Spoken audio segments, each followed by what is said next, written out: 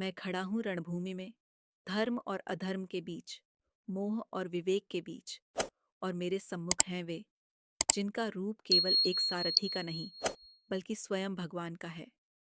और वे कहने लगे, हे पार्थ, यह ज्ञान मैं तुझ पर अनुग्रह पूर्वक कह रहा हूँ। यह वही ज्ञान है जिसे मैंने सृष्टि के आरंभ में व्यवस्वान को दिया था। मैं चौंका। हे माधव, आप कैसे व्यवस्वान को ज्ञान दे सकते हैं? वह तो हजारों युग पहले हुआ करता था। आप तो अभी अवतरित हुए हैं। तब मुस्कुराते हुए उन्होंने कहा, हे अर्जुन, तू और मैं दोनों ने अनेक जन्म लिए हैं, पर तुझे स्मरण नहीं। मुझे है। मैं अजन्मा हूँ, अविनाशी हूँ, और जब जब धर्म की हानि होती है, तब तब मैं इस धरती पर प्रकट होता हूँ। राक्षस हिरण्यकश्यप ने प्रहलाद से पूछा, तेरा भगवान कहाँ है? प्रहलाद बोला, वह सर्वत्र है। इस खंभे में भी? हाँ। हिरण्यकश्यप ने खंभा तोड़ा, और वहीं से प्रकट हुए नरसिंह भगवान। न दिन, न रात, न घर, न बाहर, न मनुष्य, न जानवर। ईश्वर के प्रकट होने का यह रहस्य वही था जो कृष्ण मुझे समझा रहे थे।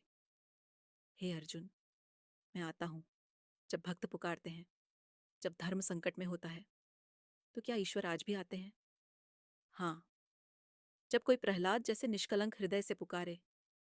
श्री कृष्ण कहते हैं, हे अर्जुन, मेरी सृष्टि में कर्म से ही सब कुछ होता है, पर जो कर्म में अकर्म को देखे और अकर्म में कर्म को, वही ज्ञानी है।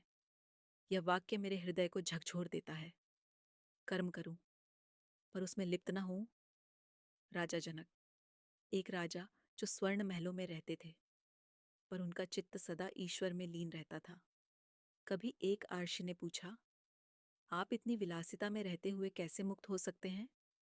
जनक बोले, यह सब दृश्य है, मैं तो साक्षी हूं।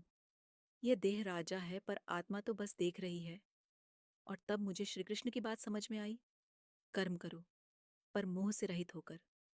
हे पार्थ, जैसा अग्नि ईंधन को भस्म कर देती है, वैसे ही ज्ञान अज्ञान को नष्ट कर देता है। पर वह ज्ञान मिलेगा कैसे? हे अर्जुन, विनयपूर्वक, श्रद्धा से गुरु के पास जाकर प्रश्न कर, वे तुझे सत्य बताएंगे। कबीर, एक साधारण जुलाहा, पर उनकी आत्मा ज्ञान की प्यास से व्याकुल थी। एक दिन प्रातःकाल रामानंद जी गंगा स्नान करने जा रहे थे। कबीर ने सीढ़ियों पर लेटकर उनका स्पर्श पाने की युक्ति बनाई।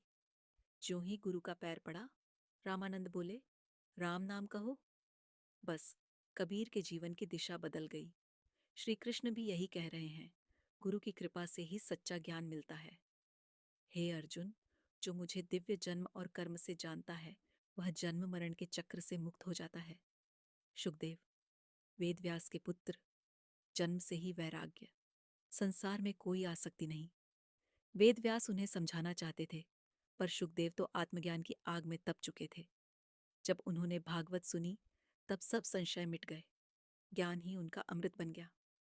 श्री कृष्ण के वचन अब मेरी आत्मा के भीतर ध्वनि करने लगे। हे अर्जुन, तू युद्ध कर, पर चिंता न कर। तू केवल मेरा हो जा, और तेरा हर कर्म पूजा बन जाएगा। मैं अर्जुन हूँ, कभी भ्रमित, कभी डरपोक, पर जब मेरे जीवन का रथ भगवान स्वयं चलाएं, तो फिर मुझे किसी युद्ध से डर क्यों? मैं कर्म करूंगा, पर त्याग के साथ। मैं जीऊंगा, पर ज्ञान के साथ। मैं लड़ूंगा, पर श्री कृष्ण के आश्रय में। अगर इस ज्ञान की अग्नि ने आपके हृदय को भी छुआ हो, तो लाइक करें, कमेंट में जय श्री कृष्ण लिखें, और इस ज्ञान को औरों तक शेयर करें। आपके एक प्रयास से किसी और अर्जुन को उसका कृष्ण मिल सकता है। श्री कृष्ण अर्पणमस्तु।